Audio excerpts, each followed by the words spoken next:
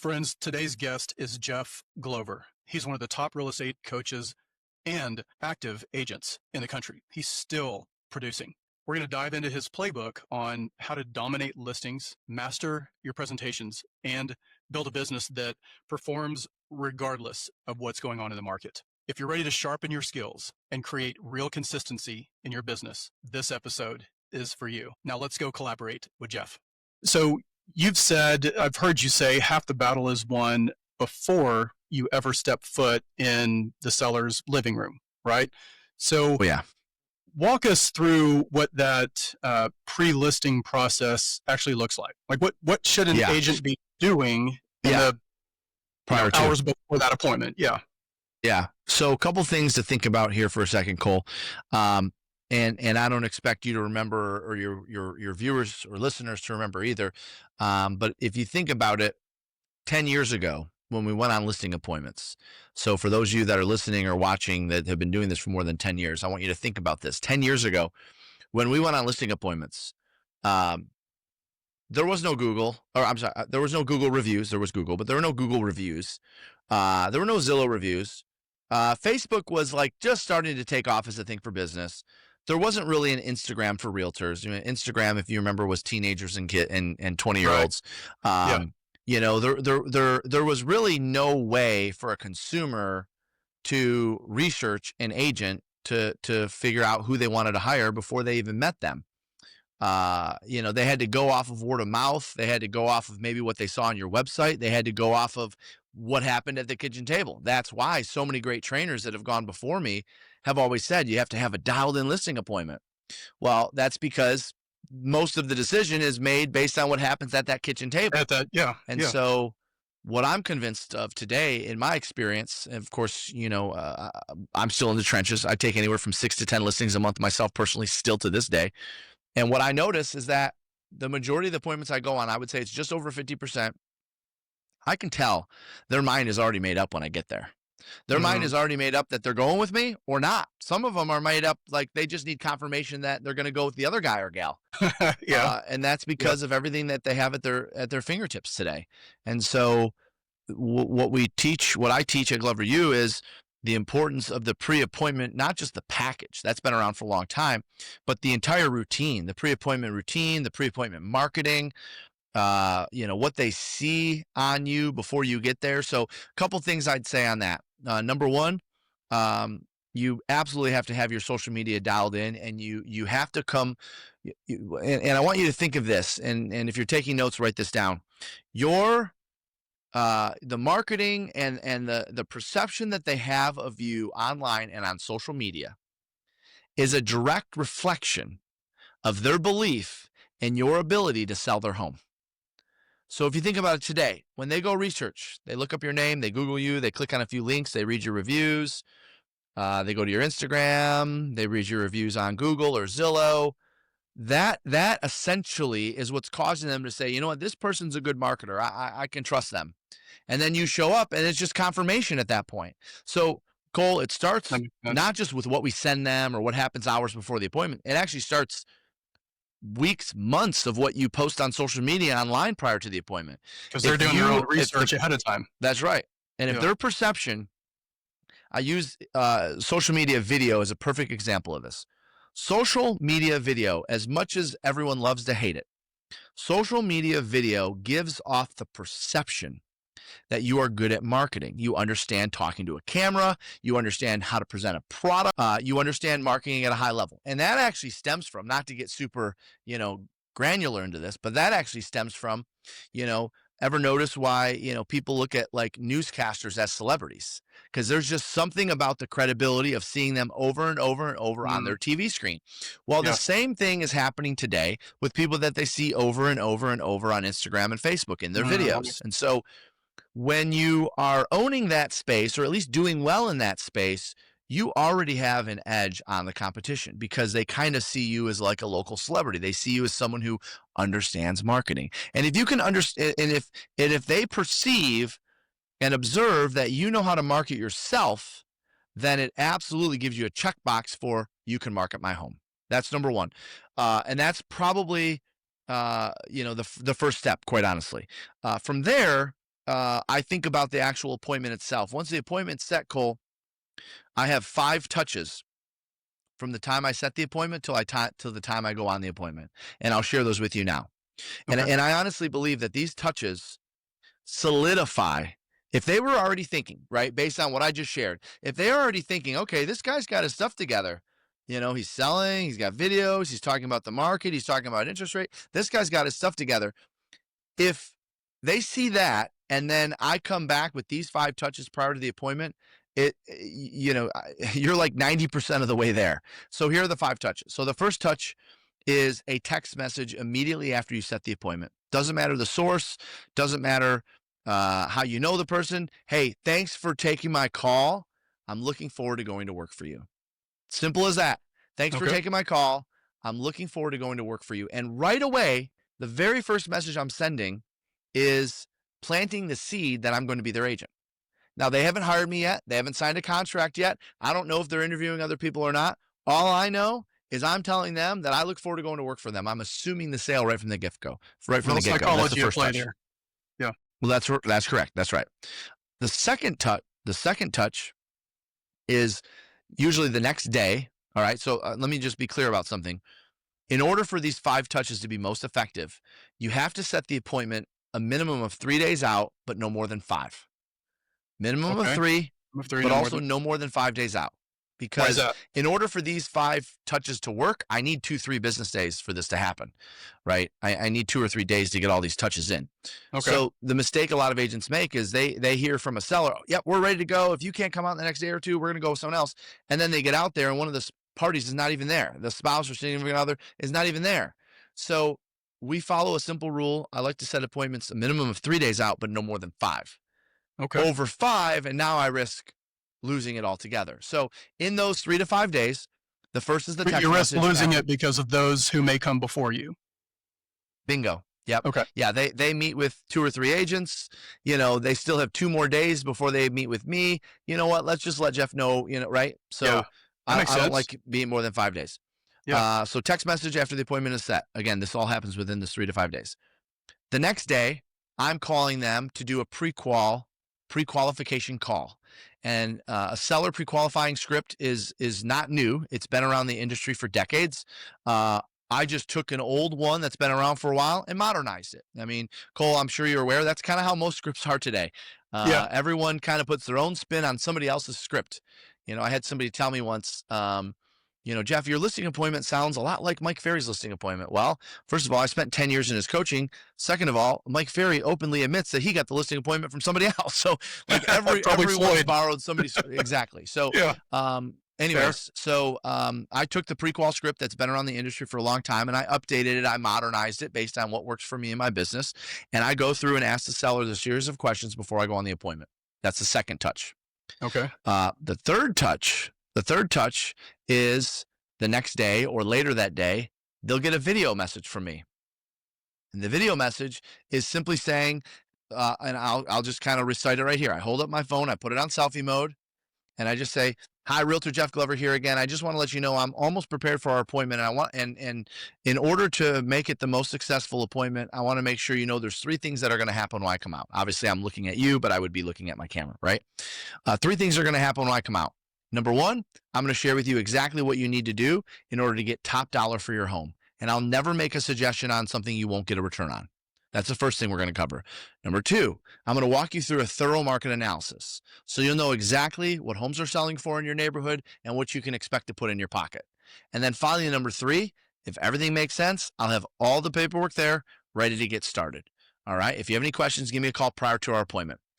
I personalize it. I say their name. I send that off in a video text message.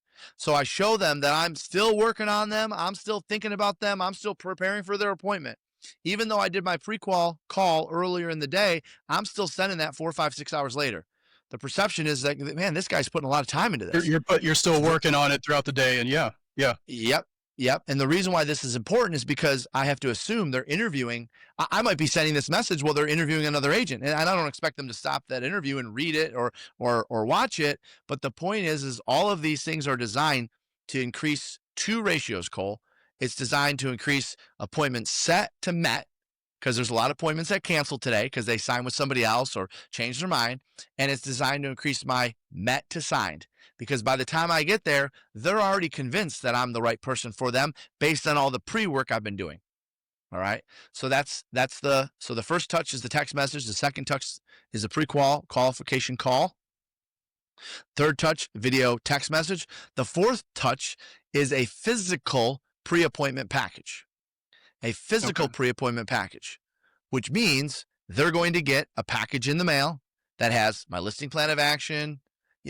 Pretty much most agents are familiar with what a pre-appointment package is, but let me just share a couple things that are important to make sure you include. Obviously, your listing plan of action, a copy of your references, reviews. That's huge. People need to know what other people have said about their experience with you. And my favorite part of the pre-appointment package, and the most important part, which oftentimes agents leave out, the CMA, the market analysis. Okay. And a lot of agents say, Jeff, you send that in advance. Why? You're kind of, isn't this something you'd want to go over with them? Nope. Because if I go on the appointment and they're seeing the comps for the first time when I show up for that appointment, then it's likely that they're going to have sticker shock. They flip through the book. Wow, this is a lot lower than we were thinking. We were hoping we can get a lot more than this. We're going to need to take the night to sleep on this and we'll get back to you, because they have sticker shock.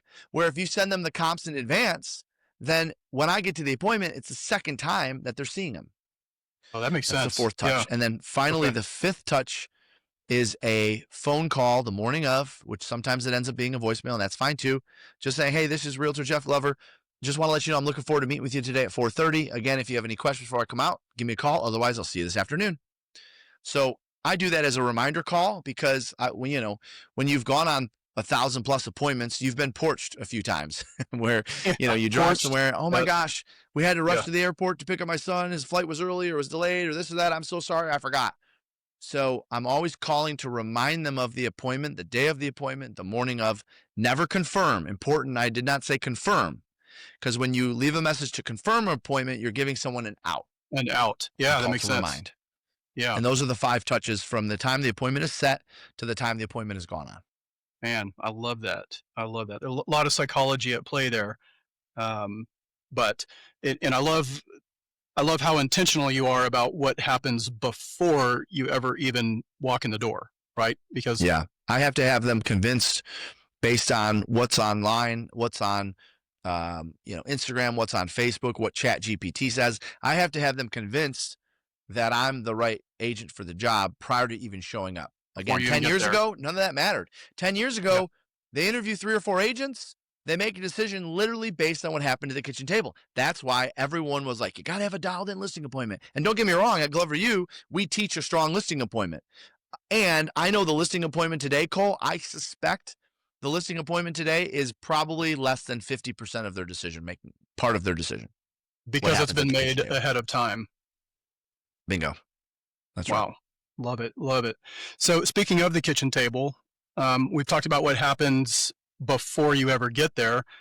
And you've said many times in the videos that I've watched in your presentations that it's not necessarily about having the fanciest slides, right? It's about structure, delivery, and I believe you've said connecting with the seller's priorities.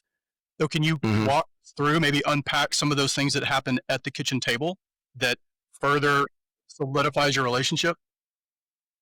Well, 2 things come to mind. Number one, everyone has access to our scripts for free, by the way. If you just search Glover U in your app store, you'll be able to get your hands on my listing appointment script, and all of our other stuff is in there. Our free resources, our daily message.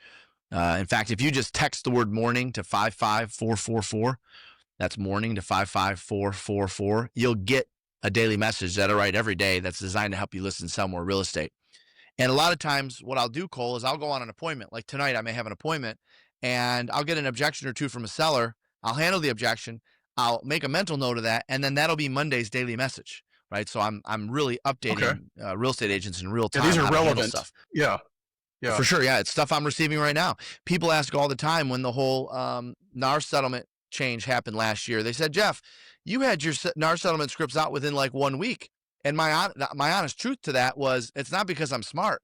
It's because I went on an appointment. This is no exaggeration. I went on an appointment, Cole, and a seller asked me about it before I had even heard of it.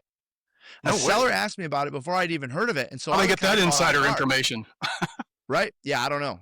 Maybe, he was in the law field or something like that. I'm not sure. But anyways, so I go back home and I start doing some research and oh my gosh, I've already been asked this once and this thing's not even out yet.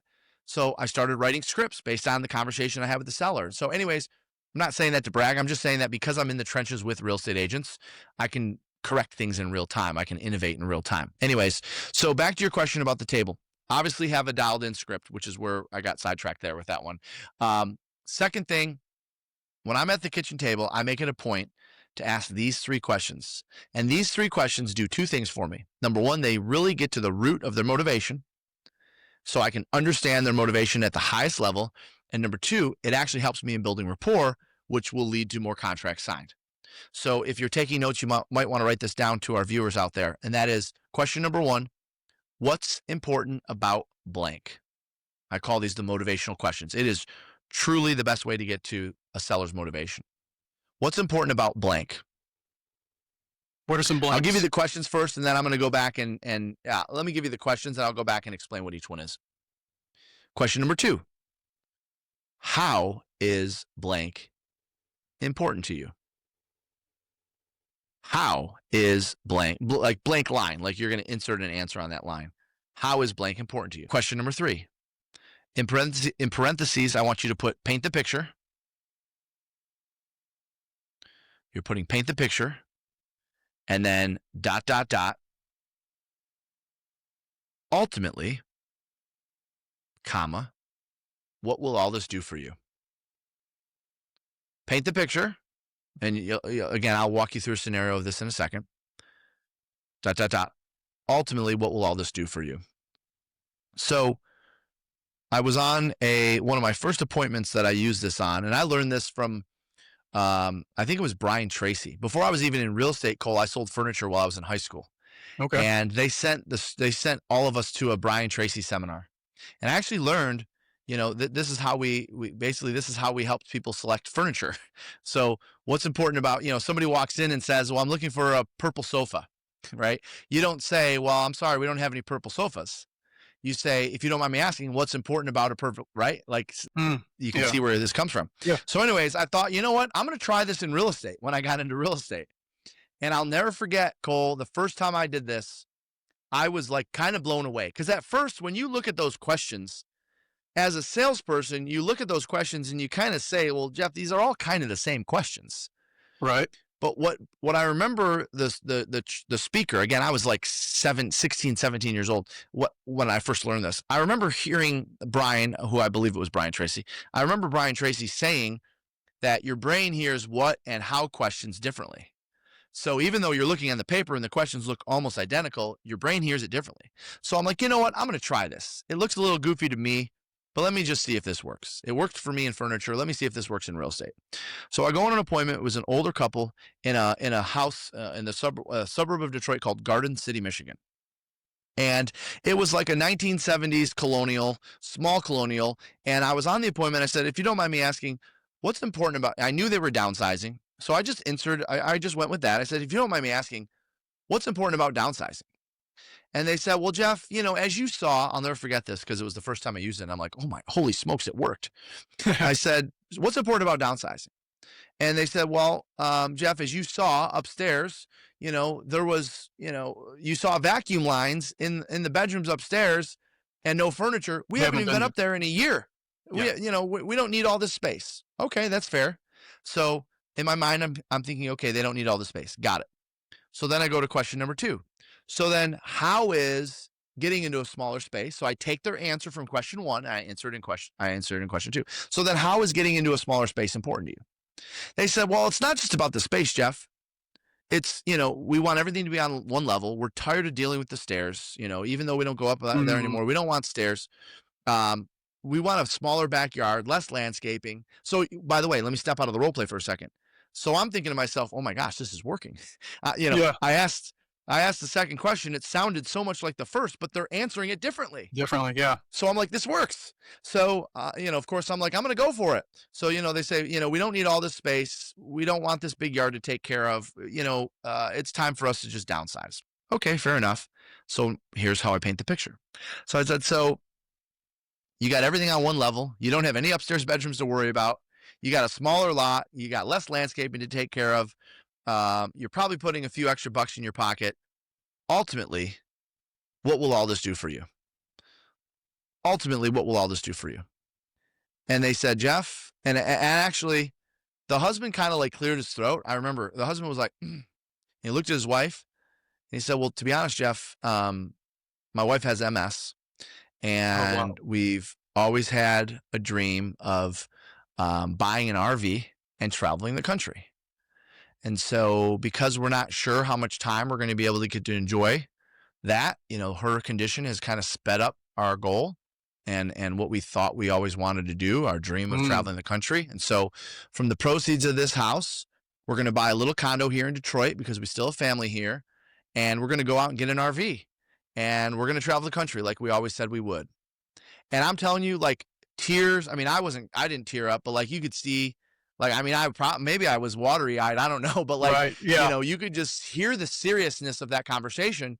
And Mm. I will never forget that moment. And I use that now all the time on appointments because two things happened in that scenario. Number one, do you think my rapport went through Oh the my roof on gosh. that? Absolutely, Absolutely. it did.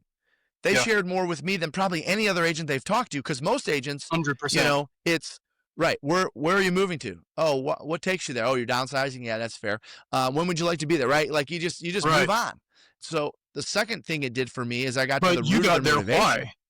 Yeah. You got their I why. got to the root of their motivation. So now, not only do I have more rapport, which is probably going to lead to the likelihood of a contract signed, but Hmm. now anytime an offer comes in and it's low, or if I need a price reduction, I can remind them of why they're moving in the first place. And it might help them understand, okay, you're right, Jeff. Maybe we ought to give them a little bit more of a fair counter. Maybe we ought to reduce it because you're right. We do want to get going on this journey around the country in our new RV. So that's my Love it. favorite process Yeah. to take a seller through on an appointment. Man, I love that. So, yeah, and again, so much psychology at play there, but ultimately you're getting to their why, or as you call it, their motivation, right? And you can anchor them at that point whenever they're squabbling over a $5,000 difference between a buyer Correct. or even a 25, Yes. whatever that is, right? Yes. Right. And I, Mm. I mean, just using a silly example, hey, maybe your RV has one less TV. Can we, like Right. you're still going to get to do it. Yeah. I know this isn't the dollar amount that you wanted for your house, but maybe we go with the one with smaller rims. I don't know. You know what I mean? Like you'll still get Right. to do it. Right. Yeah. Yep. Yeah. Absolutely. Funny enough, my wife and I just got back from an 11-day RV trip. We have a little Sprinter van. Kind of took that around, so Nice. that Oh, that's cool. resonates. Yeah, very Yeah. cool. Yeah. Okay, let's transition. You teach something called the Plax model.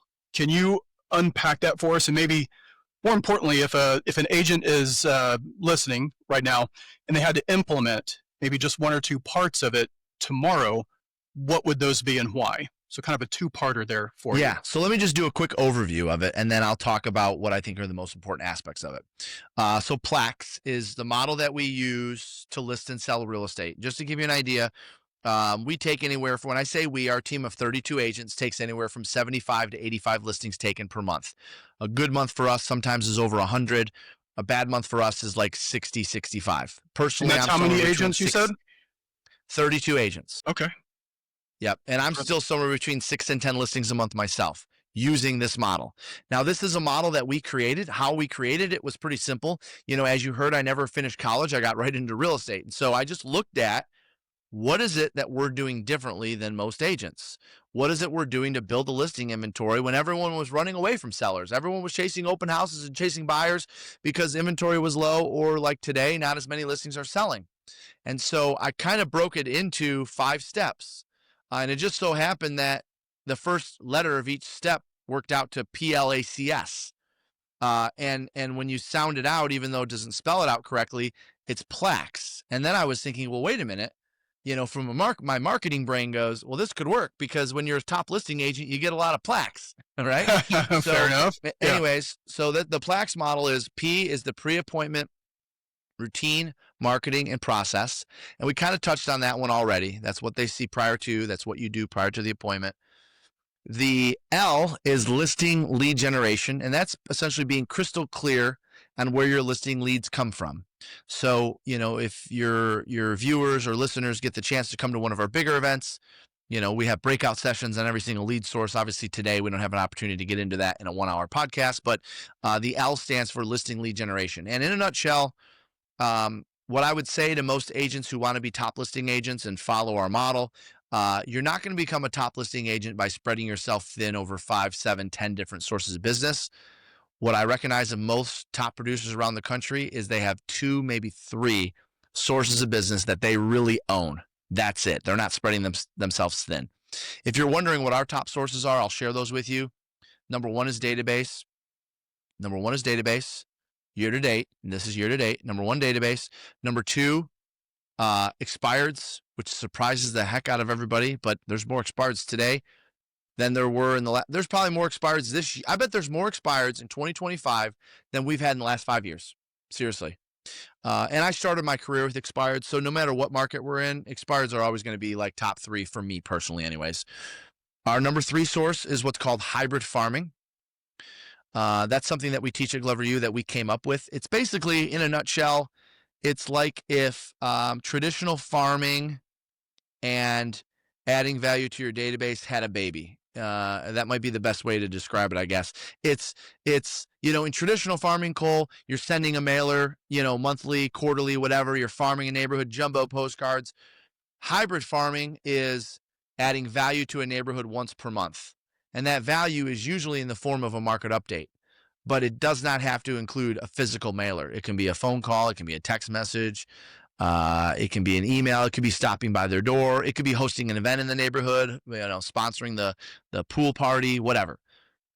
That's hybrid farming. The purpose of hybrid farming is not only do you get listings and sales from the neighborhood now, but you get referrals from them, referrals from their family and friends because of the consistency.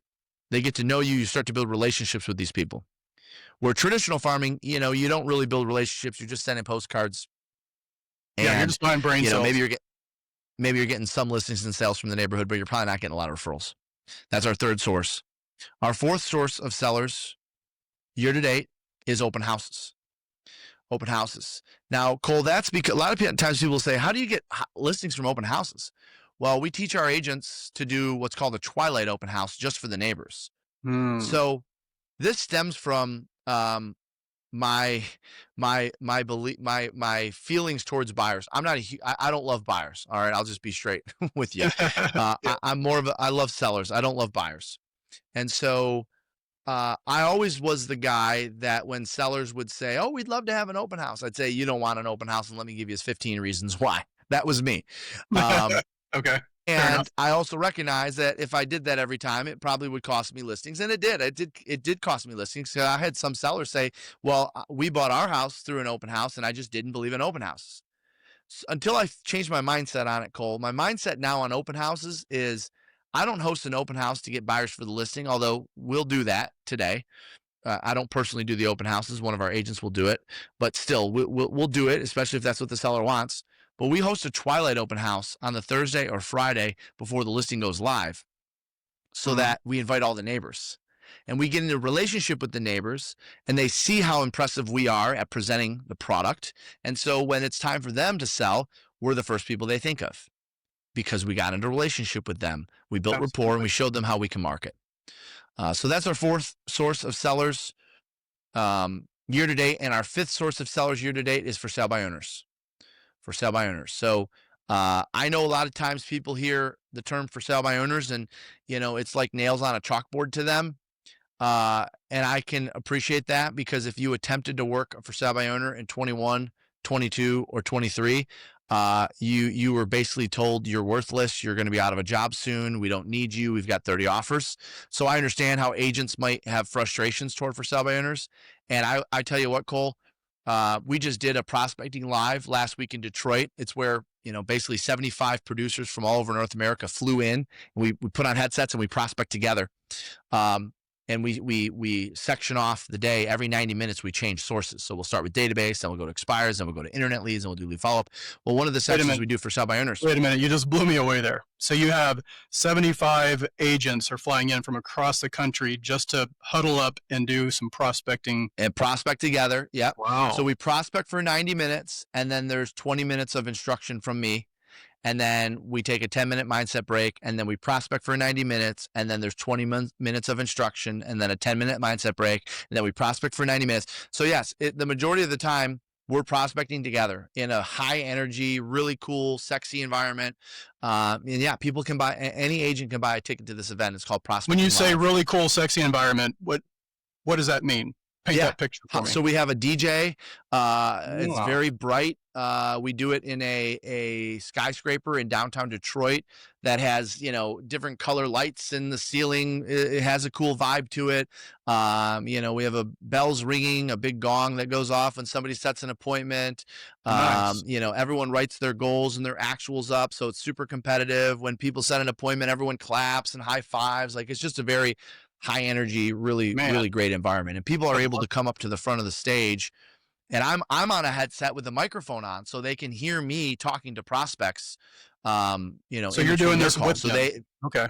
Oh yeah, nice. Absolutely. Nice. Yeah, I'm leading it with them, and they can come up and see my dialer in action as it's rolling through all of my calls, and I'm setting appointments alongside them. That's right.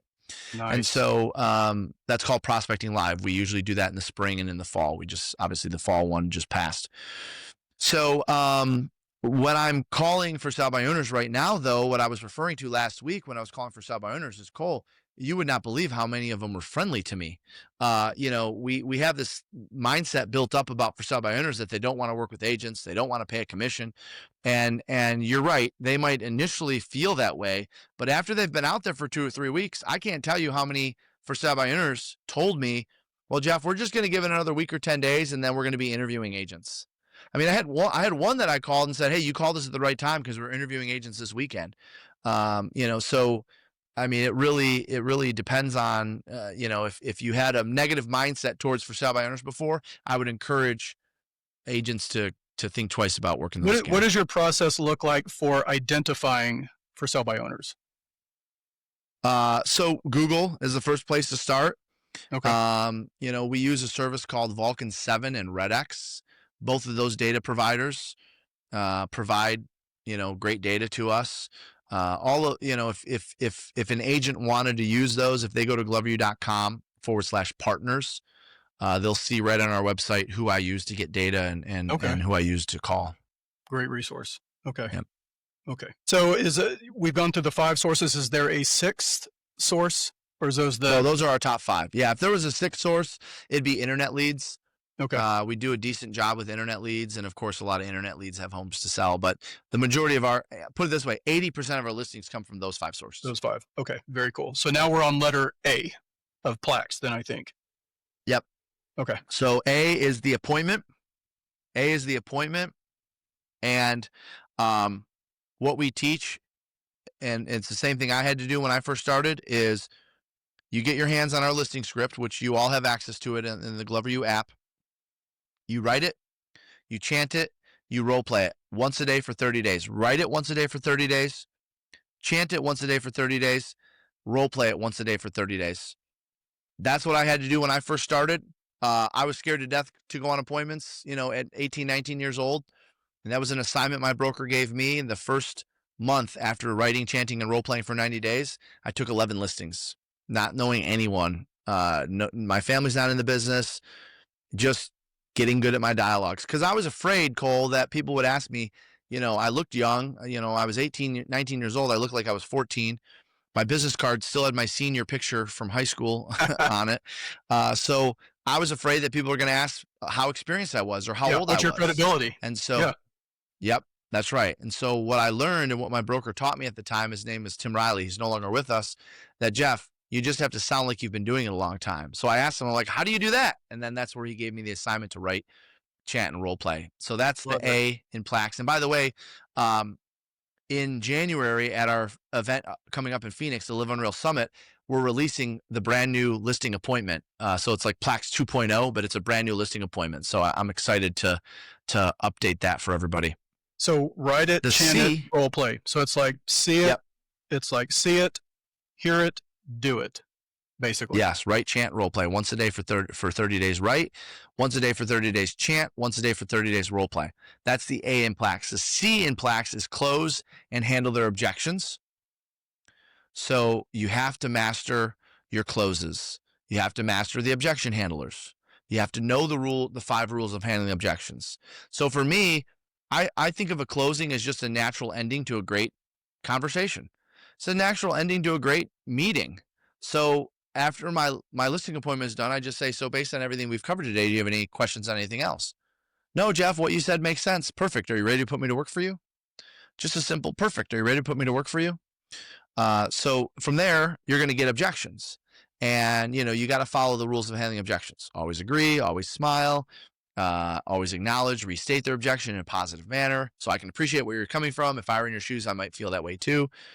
So that's the C in Plax, close and handle their objections. And S is my favorite. S is spread the word. Spread the word. Cole, we believe every time we take a listing, we should get 2 sales for every listing we take. And so we hold our listings accountable to generating 2 sales. Think about it. Listing sells and they go to buy, there's a second sale. Listing sells, you host a Twilight open house, you get a neighbor's listing, there's your second sale. Listing sells, you host a regular open house, you get a buyer out of it, there's your second sale. Listing sells and you get some internet leads off of it that you end up showing homes to, there's your second sale. Every listing should be held responsible. Listing sells, you generate business from social media because of all the social media you did on that listing. We believe in holding every listing accountable to 2 transactions. So a lot of the agents that we coach, especially the ones that make it very clear they want to be listing focused, if they were to say, if I were to ask, okay, what's your goal for the year? My goal is to sell 50 homes. And you're good with the majority of them being sellers, right? Yep, I want to be a strong listing agent. Okay, here's the deal. In 2026, we're going to focus on taking 25 listings. Forget about 50 sales. If you take 25 listings, you'll have 50 sales if you follow our model. Yeah, that And makes that's sense. the S in Plax. Love it. Love it. So let's break it down and make it practical. If our friends listening right now, agent listening right now, let's say they have a listing appointment this week. What are 3 things they can do today to apply maybe your Plax model and improve their odds of winning that listing? Yeah. Well, without question, the 5 touches prior to an appointment will increase your convert. If you just did that one thing, you will take more listings in the next 12 months than you've taken before, because more people are going to keep their appointment with you and more people are going to sign with you when you get there. That's number 1. The second thing I would do is master the actual listing appointment script by writing it, chanting it, role playing it. I mean, you might not be able to do it once a day for 30 days if your appointment's next week, but do it every day until then. The third thing I would focus on, and this is a free resource of ours that you can get in the GloverU app, that is the pricing presentation, and the price reduction conversation is more important today than it's ever been. And so I know we're doing an event in Dallas with you coming up. I'm going to be talking a lot more about that. Yeah, we're actually going to do that. like a live demonstration of the pricing presentation and the price reduction. That part is critical because, in the last 5 years, we really haven't had to, we didn't need to perfect the price. We didn't need to prepare them for a price reduction. Right. And today we do. Yeah, very much. So speaking of so we've got the Dallas event that I'm going to be co-hosting with Heather and Independence Title, so we're super excited about that. But I know you've got your big 3-day event coming up in Phoenix. Tell us when that is and just a little bit what our friends listening could expect. Yeah, so our main event is January 12th through the 15th. It's called the Live Unreal Summit. And this is where agents from all over North America, team owners, broker owners, leaders of teams, leaders of brokerages get together. And we spend 3.5 days in main stage sessions, breakout sessions, one-on-one interviews, panels, masterminds. I mean, it is a full-blown conference. But because we're broker agnostic, there isn't all the normal rah-rah about company updates and everything else going on in the world. It's just how to help you list and sell more real estate from start to finish. And so not only am I on stage, but what's really cool is agents get to learn from people that are using the Glover U system all over North America. So I may say one thing from the stage on here's how you sell more homes, and then we'll have a panel of people who are saying, yep, I took what Jeff said and implemented it in my market in Cleveland or in my market in Charlotte or my market in Dallas or wherever, and here's the outcome that I had from it. So it is 3.5 days. We also have a keynote. You might have heard the name Jesse Cole, Hmm. Savannah Bananas. Yep. Timing is perfect because I really feel like the industry is going through almost like its own version of a, industrial revolution, if you will, as it relates to technology and AI. Yeah. And one of the conversations that we're going to have with Jesse Cole is, okay, you've invented baseball to some degree. Now, don't get me wrong; that's nothing taking away from MLB. I'm a huge Detroit Tigers fan, so I'm happy to hear that they're here in the playoffs. But Yeah. he took something that was otherwise boring and turned it into a show. I mean, he's selling out Yankee Stadium where the Rockies play everywhere. He's selling out all these stadiums. And so he did it because he reinvented an otherwise traditional sport. And so we're going to have a discussion about how to reinvent an otherwise traditional industry. And I think that'll be very helpful to all the agents in attendance. So people can go to gloveru.com/summit to get the full agenda. They go to gloveru.com/summit. They'll see the full agenda of what we're doing each day. It's in beautiful Scottsdale, Arizona at the Westin Kierland Resort. It's a great resort. We've got a room block set up, and it's a good time. Yeah. And even in especially in January, that place is going to be beautiful. Yes. Weather-wise. Hence the reason why we picked basically the warmest part of the country that you could be in the desert. Absolutely. In January. Man, Jeff, this has been awesome. I thank you so much for sharing. I mean, just so much gold with me and my friends today. Yep. You're living proof that systems, skill, and consistency still wins in this business. And I love it's you. So you coach and you lead other agents, but you're also in the trenches doing it yourself. And I think that's where a lot of disconnect happens with a lot of coaching platforms and in coaches. I really think it's our unfair advantage because I'm willing to stay in the trenches with our people, and I will always stay ahead of the game because of that. Amen. Amen. Very cool. To my friends listening, if you got value from this, which I know that you did, please share it with another agent who needs to hear it. And don't forget to subscribe to Collaborate with Cole. And don't forget to pick up your ticket to Jeff's event in Phoenix, Scottsdale area in January. Thanks so much for collaborating with us. Really appreciate you, Jeff. You bet. See you guys soon. Bye-bye.